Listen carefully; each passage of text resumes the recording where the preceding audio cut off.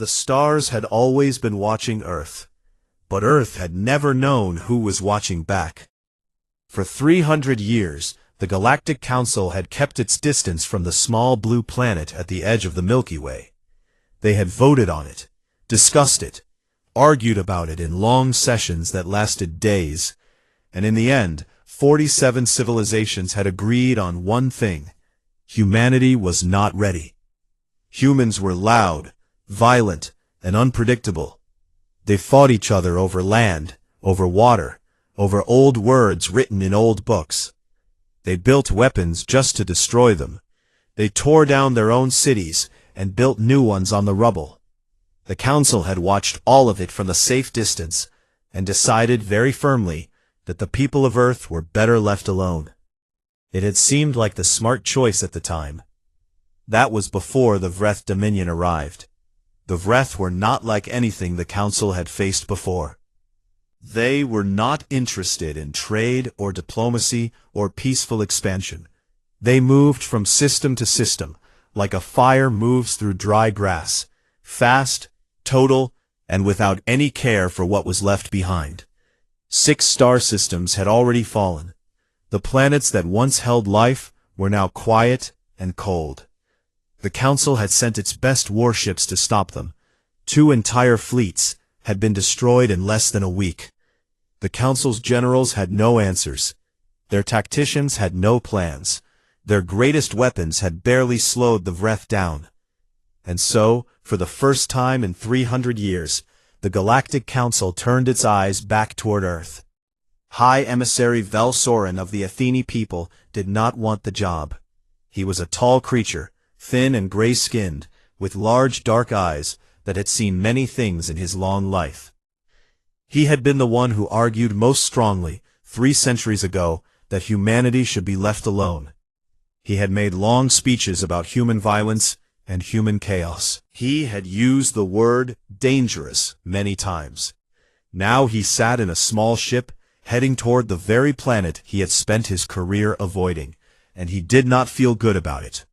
His aide, a young Atheni named Seri, sat beside him and reviewed the files on humanity for the 3rd time that day. "They have been to their moon," she said, "several times. They have probes at the edge of their solar system. They have large orbital stations. They have—" "I know what they have," Vel Soren said quietly. "They have been watching us, emissary." He turned to look at her. "What do you mean?" Seri pulled up a file on her screen. "Our long-range sensors detected signal patterns coming from Earth 17 years ago. At first we thought it was noise, but then our analysts looked more carefully." She paused. "They found us, emissary. Not all of us, not our locations, not our names, but they found signs that something was out there. And they started preparing." Vel Soren said nothing. He looked out the window at the stars. "Preparing for what?" he asked. "We don't know exactly," Seri said, "but their military budgets tripled. They built new ships. They ran exercises in deep space. They stopped fighting each other as much." She closed the file. "It is as if they sensed something was coming." The ship entered Earth's orbit quietly. No alarms were raised. No weapons were pointed at them. In fact, when Vel Soren's ship sent a cautious contact signal, the response from Earth came back in less than 4 seconds, in 12 different languages, including 2 that the Council used internally and had never shared with any outside species. That was the first surprise. The second surprise came when they landed. Vel Soren had expected a small meeting, a few confused humans, perhaps some scientists and politicians who would stare at him with wide eyes and shaking hands. He had prepared a speech about peace and cooperation. He had a team of translators ready. He expected to spend at least 3 days explaining who he was and where he came from. Instead, he walked into a large, clean room, deep inside a mountain, in a country called Switzerland, and found 30 humans sitting around a table waiting for him. They were calm. They were organized. There were maps on the walls, not maps of Earth, but maps of space. Star charts, trajectory models, the kind of charts that took years to build. At the head of the table sat a woman. She was not young, but she was not old either. Her skin was dark brown, her hair was cut short, and her eyes were steady and clear. She wore a plain gray uniform, with no decoration on it except a small patch on her shoulder. A picture of Earth as seen from space, with a single line of text beneath it. Terran Defense Command. Emissary Velsoran, she said. Her pronunciation of his name was merely perfect. My name is Admiral Yara Ose Mensa. We've been expecting contact for some time now. Please sit down. Velsoran sat. He forgot his speech entirely. You know who I am? He said. We know what you are, she said. A representative of the Galactic Council. We've been tracking Council ships for about 11 years. We identified your species about 6 years ago. She folded her hands on the table. We assumed you would make contact eventually. We just didn't know if you'd come in peace or not. One of Velsoran's aides leaned close and whispered something about protocol. He waved the aide away. We come in peace, Velsoran said, but we also come with a problem. The Vreth Dominion, Ose Mensa said. It was not a question. The room was very quiet. You know about them? Velsoran asked. We've been watching their movement for 2 years, she said. She stood up and walked to one of the maps on the wall. She pointed to a cluster of stars near the edge of the galaxy. They destroyed the Lithani outer colonies here. They took out your second fleet here. She moved her finger across the map.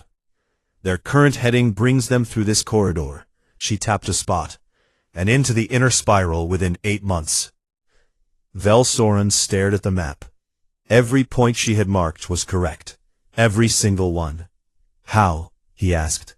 She looked at him with a small, calm expression.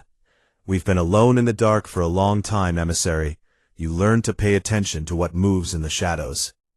She walked back to her seat and sat down again. You came here to ask for our help, she said. The answer is yes. But I want to be very clear about something before we go any further. She looked at him directly. We're not helping you because you finally decided to acknowledge us. We're helping because people are dying out there, and we can stop it. She paused. That's all. That's the only reason. Velsoran looked at this human woman in this room under a mountain, surrounded by maps of his galaxy, and felt something he had not expected to feel at all. He felt relieved. Then, he said slowly, we have a great deal to discuss. Outside, the stars continued to turn, and somewhere in the dark between them, the Vreth Dominion kept moving. They had no idea what was waiting for them. The Council observers arrived on Earth 3 weeks later. There were 12 of them. Military advisors from 6 different species sent to assess the human forces before any joint operation was agreed upon. They brought their best analysts. They brought recording equipment. They brought thick data pads full of notes on every armed conflict humanity had ever recorded. They were not prepared for what they found. The first thing that confused them was the noise. They had been taken to a large training base in a flat, dry part of the world called Nevada. The base was full of soldiers, hundreds of them moving around in organized groups, carrying equipment, running drills, shouting at each other. What confused the observers was not the activity. It was the sounds between the activity. Laughter. Loud, constant, completely unashamed laughter. Groups of soldiers stood around in the early morning cold, drinking something hot from small cups, and laughing so hard their shoulders shook. Raelthon, the senior Atheni military observer, turned to his human liaison, a young officer named Lieutenant Chen, and asked, "Why are they laughing?" Chen looked over at the group. "Oh, Sergeant Morellis probably told a joke. She's funny." "They are preparing for combat exercises," Raelthon said carefully. "Yeah, and they are laughing." Chen looked at him for a moment. "Is that a problem?" Raelthon wrote something in his datapad. He wasn't sure yet if it was a problem. He wasn't sure what it was. Over the next 2 days, the observers watched the soldiers train. The humans moved quickly and communicated in short, sharp bursts. They worked in small groups that seemed to understand each other without needing to talk very much. When something went wrong during a drill, they did not stop and hold a long meeting about it. They fixed it, tried again, and moved on. When equipment broke, the soldiers fixed it themselves, often using tools that were not meant for that purpose. One observer watched a human use a piece of boot leather and a broken pen to repair a targeting system that should have required a full technical team. The observers stared at this for a long time, without writing anything. The sleep habits were also confusing. On the night before a large combat simulation, one designed to test stress responses under pressure, the observers expected the soldiers to go to bed early. Instead, many of them stayed up late playing games, telling stories, and eating far too much food. One group spent 2 hours arguing loudly about which ancient human general had been the greatest tactician in history. The argument got very heated. 2 soldiers nearly knocked over a table. Then, at exactly the right time, every one of them went to sleep. And in the morning, they woke up calm. Raelthon found this very difficult to explain in his notes. The combat simulation itself was the most unsettling part. The exercise involved a defending force and an attacking force on a large piece of open land. The observers had been told the attacking force would try to reach a defended point at the center. Based on the numbers and positions, the council analysts had calculated that the attack had about a 30% chance of success. The attacking force reached the center in 40 minutes.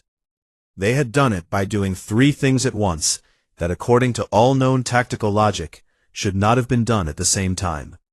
They sent a small group directly at the front, not to win, but to make noise and pull attention. While that was happening, another group moved through a narrow rocky area on the left side that was technically passable, but that every defensive planner would have rated as too slow and too dangerous to use. And at the same time, a third group did nothing at all for the first 20 minutes, and then moved at full speed from a completely unexpected direction, at exactly the moment the defenders were most focused on the first 2 problems. The defending force never had a chance to deal with all 3 things at once. By the time they understood what was happening, it was over. Raelthon watched the debrief that followed. Admiral Ose Mensah stood at the front of the room and asked her officers what had gone wrong and what had gone right. They spoke honestly. They criticized each other without any apparent anger. When it was done, she dismissed them with a short nod, and they left quickly, already talking about the next exercise. That evening, Raelthon requested a meeting with the Admiral. She met him in a plain room, with a table and 2 chairs. No decorations, 1 window. She brought 2 cups of the hot drink the humans called coffee, and put 1 in front of him. He did not drink it, but appreciated the gesture. "I have a question," he said. "Go ahead," she said. "The tactic used in today's exercise, the 3-part simultaneous movement. How long did it take your forces to develop it?" She thought for a moment. "That particular combination? Maybe 2 weeks of practice. But the thinking behind it," she paused, "that goes back a long time." "How long?" "Thousands of years," she said simply. "We've been fighting each other for a very long time, Admiral Raelthon. Different landscapes, different weapons, different enemies, but the same basic problems. How do you hit someone in 3 places when you only have enough people for 1? How do you move through ground that looks impassable? How do you make your enemy look the wrong way at the right moment?" She picked up her coffee. "We've had a lot of time to work those things out." Raelthon was quiet for a moment. "In the council," he said, "most of our military doctrine was developed in response to specific threats. We build a strategy, we test it, we use it. Our enemies learn it. We adjust." She nodded. "We do that too. But you also seem to have," he searched for the right word, "a tolerance for disorder that I have not seen in any other species." She smiled at that. It was a small smile, not unkind. "We don't call it disorder," she said. "We call it adaptability. When things go wrong, and they always go wrong, A soldier who can think and move without a specific order is worth more than 10 soldiers waiting to be told what to do. Railthon looked down at his datapad. He had pages and pages of notes. None of them quite captured what he was seeing. "One more question," he said. "Before the simulation today, before a combat exercise that carries real physical risk, your soldiers were laughing, staying up late, eating too much. How does that help them fight?" The Admiral looked at him for a long moment. "Because they're human," she said. "Fear is real. Stress is real. A soldier who holds all of that tightly inside will break before the battle does." She set her cup down. "We laugh because it reminds us that there is something on the other side of the fight worth going back to. Something normal. Something good." She met his eyes. "That's not weakness. That's how we survive." He closed his datapad. He sent a private message to Vel Soren that night. It was short. It said only, "Emissary, I think we should reconsider every assumption we have made about this species. I will explain more when I return, but I will say this now. I am very glad they are on our side." Outside the base, under a wide dark sky full of stars, a group of human soldiers sat around a small fire. They were laughing again. Someone had told another joke. Tomorrow they would be ready to fight. They were always ready to fight. That, Railthon was beginning to understand, was simply what they were. The Vreth Dominion had never lost a major battle. They had records going back 800 years, and in all that time, every fleet they had sent into a conflict had come back victorious. Sometimes it took longer than expected. Sometimes there were losses. But they had never been stopped, never been turned back, never been made to feel uncertain about the outcome before a fight even began. That record was about to end. The Varath Corridor was a narrow stretch of space between two dying nebulae, massive clouds of gas and broken rock that moved slowly and made sensor readings unreliable. It was the most direct path into the inner part of the galaxy, and the Vreth Dominion had chosen it deliberately. Their commanders knew the Council had no fleets left strong enough to block it. Their calculations were clean and simple. Move through the corridor, push into the inner systems, and the galaxy would be theirs within 2 years. What their calculations had not included was the Terran Expeditionary Force. The TEF arrived at the corridor entrance 11 days before the Vreth fleet was expected. They came in quietly, running low power and dark, using the gas clouds as cover.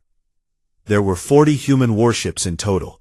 Not a large number, but each one had been modified, reinforced, and armed beyond what any Council engineer had thought was safe.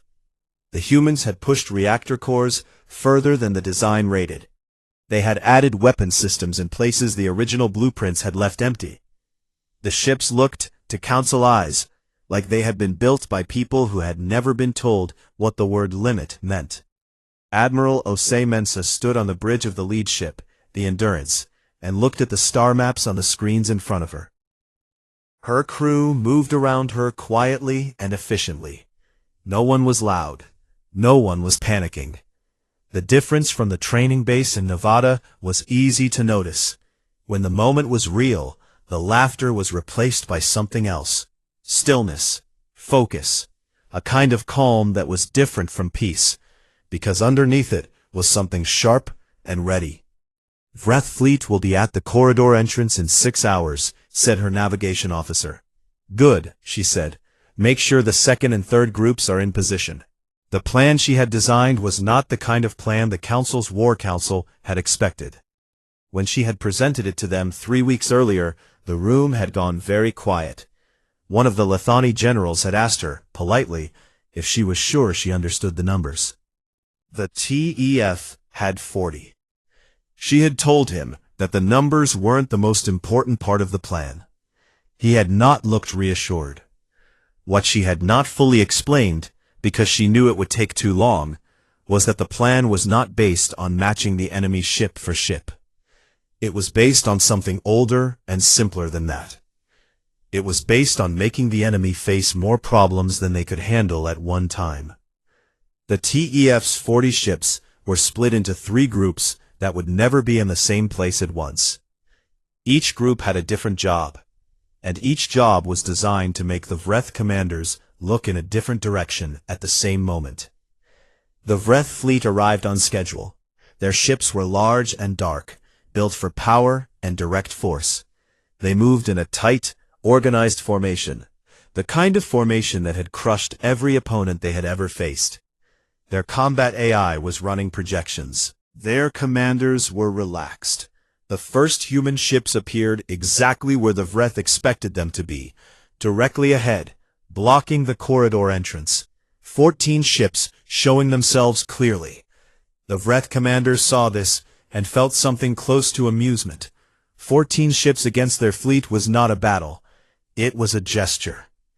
They moved forward. The 14 human ships opened fire immediately, fast, aggressive, and accurate in a way that surprised the Vreth even as they returned fire with far greater force. 3 human ships were hit badly in the first exchange, but they kept moving, kept firing, kept pushing forward, even as pieces of their hulls broke away into space. The Vreth commanders focused. This was what needed to be destroyed. That was when the second group hit them from the left. 13 human ships came through a section of the nebula cloud that the Vreth's own navigational models had rated as impassable. Too dense, too unpredictable, too full of debris for any sensible commander to risk.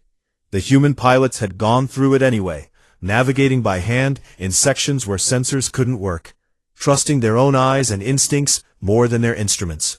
They came through damaged, but moving, and they hit the left side of the Vreth formation hard, targeting the ships that carried the fleet's long-range communication systems. The Vreth formation split to respond. Now they had 2 threats. That was when the third group came. The final 13 human ships had been sitting perfectly still, deep inside the nebula, for 4 hours. Powered almost completely down. No energy signatures. No movement. Just waiting. In the dark and the cold. For exactly this moment. They came in fast from behind the Vreth fleet, targeting the ships that carried the fleet's fuel reserves. The Vreth fleet now had 3 problems in 3 directions, and the communication ships that would normally let their commanders talk to each other were already badly damaged. The tight, organized formation that had always been their strength began to break apart as individual captains made individual decisions without knowing what the others were doing. The council observers, watching from a safe distance behind a thick wall of nebula cloud, could not speak for a long time. Rael Thon watched the battle unfold on his screen. He watched the Vreth formation, the same kind of formation that had destroyed 2 council fleets, begin to twist and break under pressure from 3 sides. He watched human ships take damage that should have forced them to retreat and keep fighting. Instead, watched one human ship, the Relentless, he would learn the name later, take a direct hit that destroyed its main engine and 2 weapon systems, and then use its remaining single weapon to block a Vreth strike on the ship next to it. He opened a channel to Velsorin. "Emissary," he said quietly. "I see it," Velsorin said. His voice was strange, flat and careful, like a person trying very hard not to show what they were feeling. "I believe we made an error," Raelthon said. "Which one?" "All of them," he said. "Every decision we made about this species, every vote, every report." He paused. "We looked at their wars and saw violence. We should have been looking at what made them survive the wars." On the screen, the Vreth Vanguard fleet was breaking apart. Ships were pulling back, then losing coordination, then scattering. The human ships pursued, not wildly, but with discipline. Each group staying on its assigned task, not chasing glory, not getting pulled out of position. 11 hours after the battle began, the Vreth Vanguard was gone. A fleet that the Council's best models had predicted would take 4 months to defeat had been broken before the second sunrise on the nearest inhabited planet. The TEF's losses were real. 9 ships were badly damaged. 2 were destroyed. Every human crew member who had been on those 2 ships was gone. Admiral Osei Mensa stood at the front of the Endurance's bridge for a long time after the last Vreth ship retreated, looking at the list of names on her screen. She did not speak. She let the silence be what it was. Then she turned to her crew. "Get the damaged ships stable," she said, "and then get some rest. All of you." She walked to her own quarters and closed the door. Outside, in the darkness of the Varath corridor, the pieces of broken ships floated quietly. The nebula clouds moved slowly around them, indifferent to everything that had just happened. But in a council observation ship not far away, 12 alien observers sat in complete silence, staring at screens that still showed the final moments of the battle. None of them had words yet for what they had just seen. They had watched the most powerful fleet they had ever faced get taken apart in 11 hours by 40 ships. The Galactic Council had held emergency sessions before. There had been sessions about the Vreth Dominion.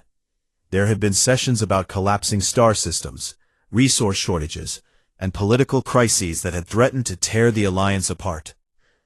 The Council had seen difficult days, but no one in the chamber could remember a session quite like this one. The room was large and circular, with seats arranged in rising rows around a central floor. Representatives from 47 civilizations sat in their places, some tall, some small, some that moved in ways that humans would have found very difficult to describe. Holographic screens floated in the air above the central floor, displaying data from the Battle of the Varath corridor. Numbers, ship counts, casualty figures. Reactor output readings that several engineers had recalculated 3 times because they did not believe them the first 2 times. High Emissary Velsoran sat in his seat and looked at the screens and felt something he had not felt in a very long time. Shame was part of it. Surprise was part of it. But the largest part of what he felt was something simpler than either of those things. He felt like a person who had been wronged for a very long time, and was now looking directly at the proof of it.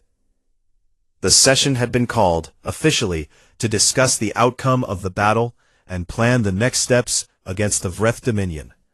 But within the first 10 minutes, it became clear that the Vreth Dominion was not really what anyone wanted to talk about. Everyone wanted to talk about the humans. The data was hard to argue with. The TEF had engaged a fleet 3 times its size and broken it in 11 hours. The projected timeline for that result, using the Council's best models, had been 4 months. The actual result had been 11 hours. That gap between what the best minds in the Council had expected and what had actually happened was the thing no one could stop looking at.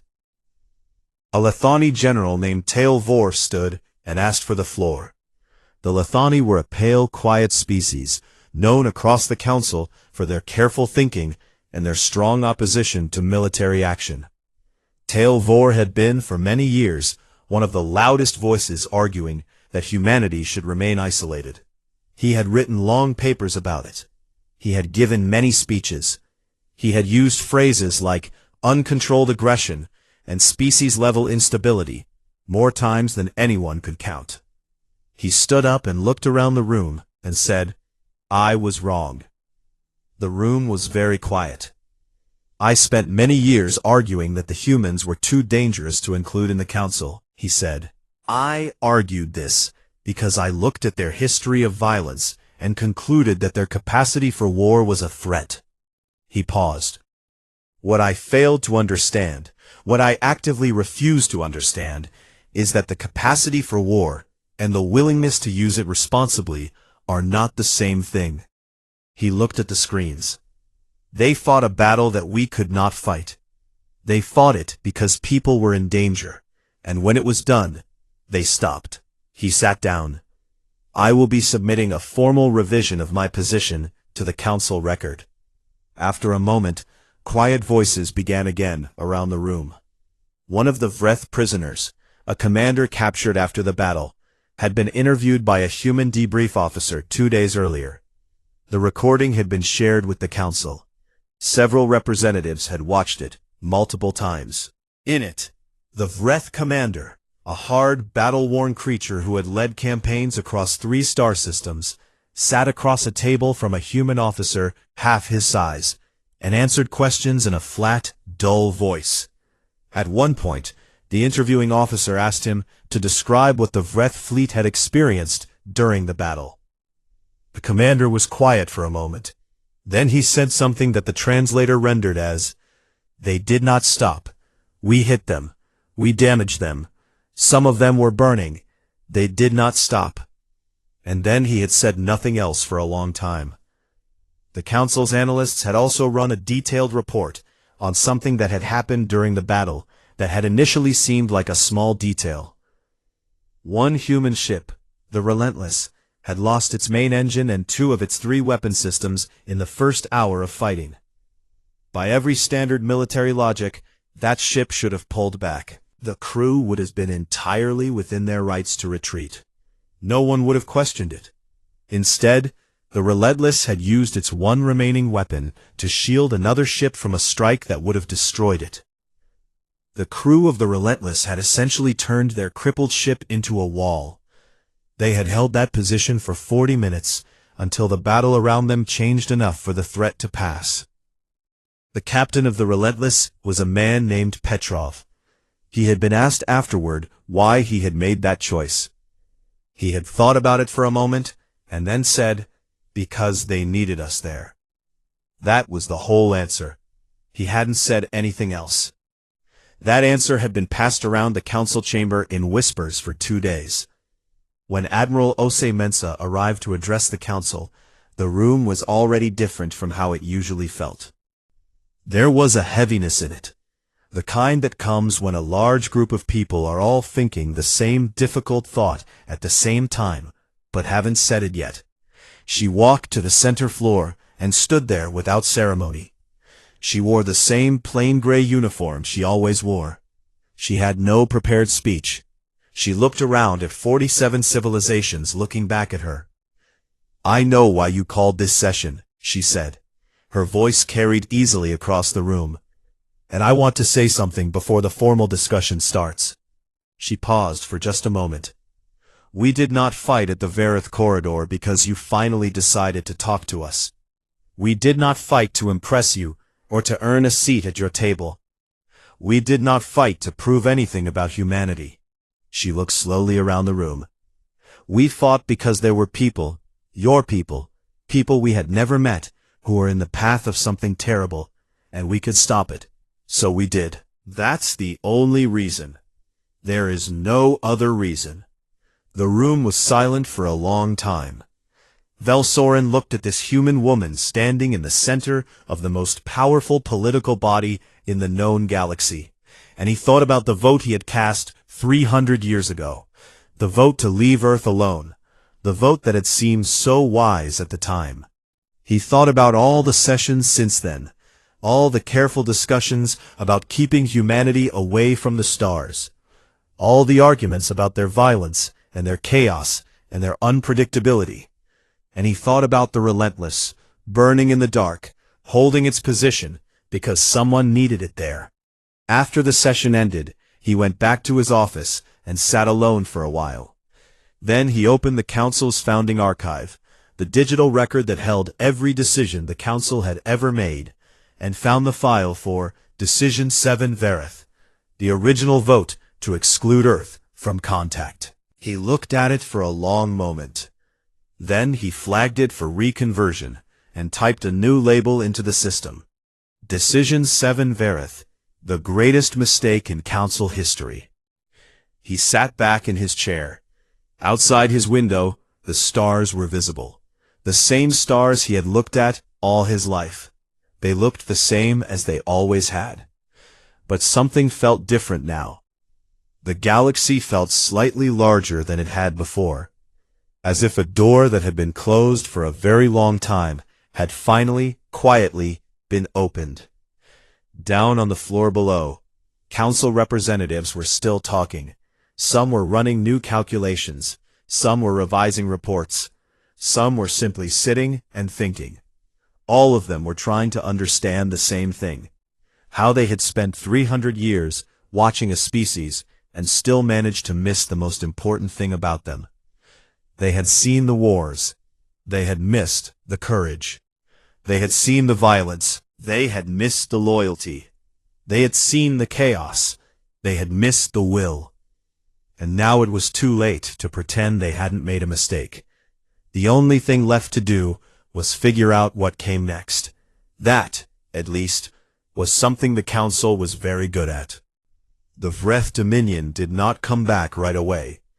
Word had spread through their networks faster than any official report, carried not by commanders or generals, but by the survivors. The ships that had managed to pull back from the Varath corridor returned to Vreth space with damage that told its own story. Hull breaches, burned systems, crews that had fought in dozens of campaigns and had never looked quite the way they looked when they came back from that corridor. Quiet, careful, unwilling to discuss exactly what had happened. The internal Vreth communications that the TEF had managed to intercept were short and hard to misunderstand. One message, sent from a senior Vreth military commander to the Dominion's Central Council, said simply, "Do not engage the Pale Planet species. Assessment of losses is ongoing. Further orders will follow." No timeline was given. No follow-up orders came for a very long time. The Vreth Dominion was, for the first time in 800 years, thinking carefully before moving. On Earth, there was no parade. This was the part that confused the Council observers most. More than the tactics, more than the reactor outputs, more than any of it. They had expected a celebration. They had expected large gatherings in the streets, speeches, displays of pride and victory. Every species the Council had ever worked with marked military victories with ceremony. It was natural. It was expected. Instead, Earth went mostly quiet. Admiral Yara Ose Mensa flew home to a city called Accra, on the western coast of a continent called Africa. She landed at a small airport in the early morning, when the sky was still pink from the rising sun. Her daughter was waiting for her at the gate, a teenager with her mother's eyes and a jacket that was slightly too big for her. They hugged for a long time, without saying anything. Then they got in a car and drove to a small house and ate breakfast together. And the Admiral sat in her own kitchen, drinking coffee and watching the morning light move across the table, and she was very, very quiet. General Commander Dmitry Volkov, who had commanded the TEF ground defense planning from an orbital station, filed his after-action reports on a Tuesday afternoon. He sat at his desk with a cup of cold tea going untouched beside him, working through the documents methodically. He listed what had gone right. He listed what had gone wrong. He listed the names of the people who had not come back. He did not rush through any of it.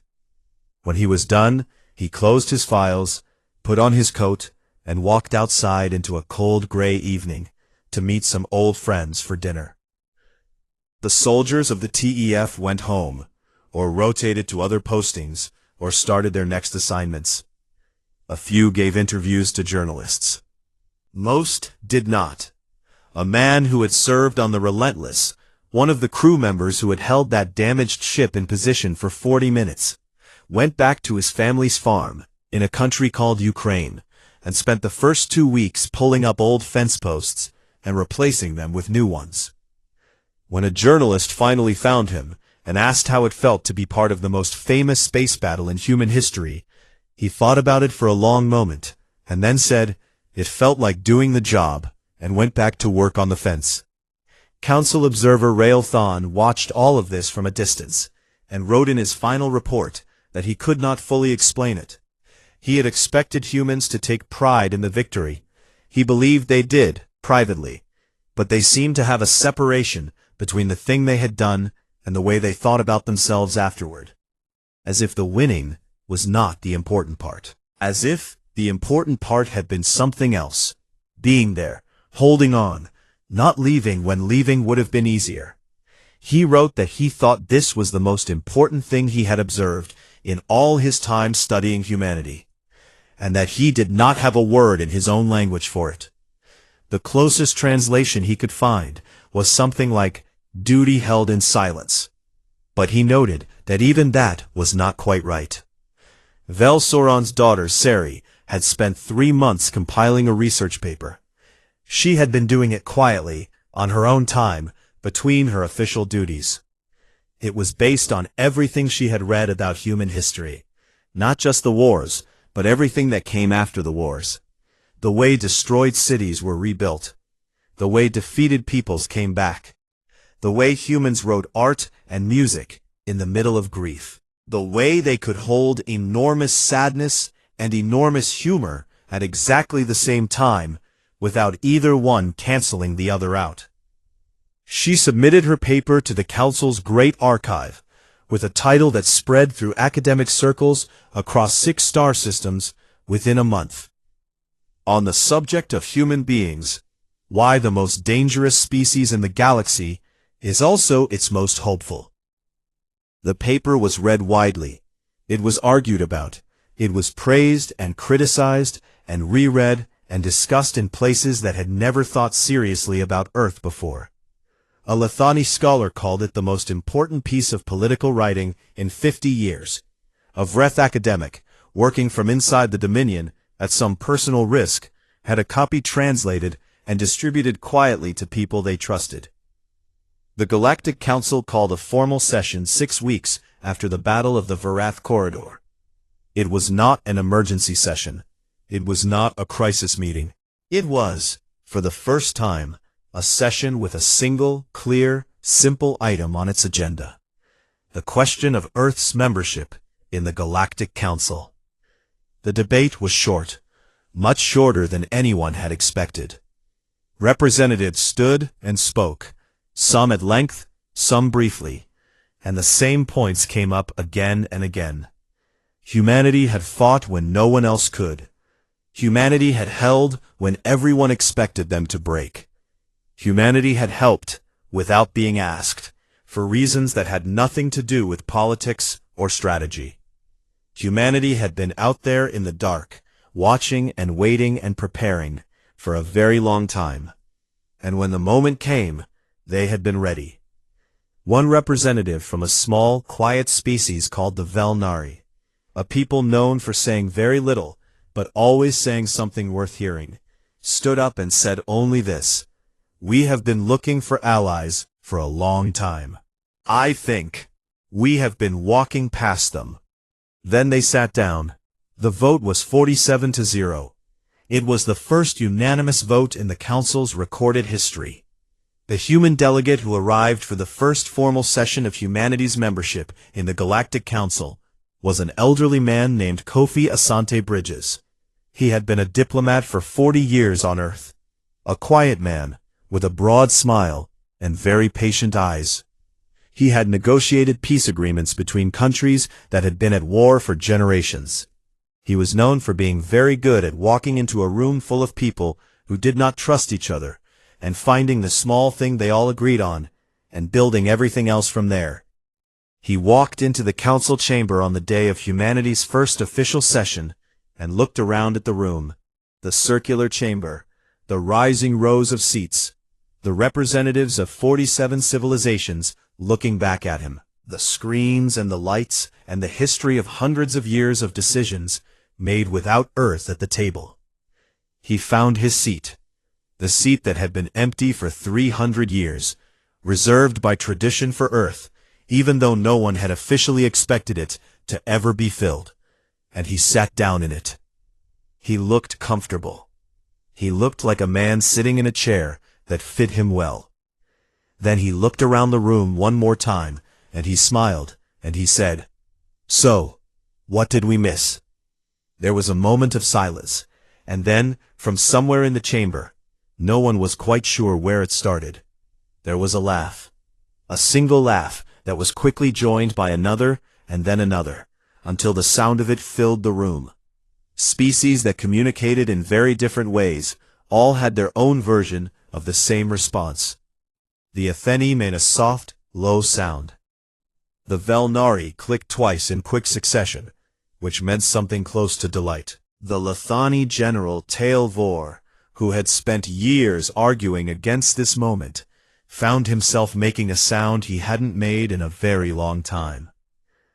The laughter did not last long. It didn't need to. It just needed to be there, to say that this was not only a political moment, but also something else, something warmer, something that felt, in a way that was hard to explain, but easy to feel, like a very long story, finally reaching a part that had been worth waiting for. Velsoren sat in his seat and watched Kofi Asante Bridges settle into his chair and begin reviewing the session documents with calm, focused eyes. And he thought about all the years, and all the votes, and all the careful, logical, completely wrong decisions that had led to this moment. He thought about the relentless, holding its position in the dark. He thought about the soldiers laughing before a battle. He thought about a woman in a plain gray uniform standing in the center of this room and saying, "We did it because people needed us." He thought about 300 years of empty chair. Then he opened his session documents and got to work. Humanity was home, not because they had proven themselves, not because they had finally earned it, but because they had always belonged here, in the wide, complicated, dangerous, wonderful galaxy, standing where others could not stand, and doing it simply because it needed to be done. That was all. That had always been enough.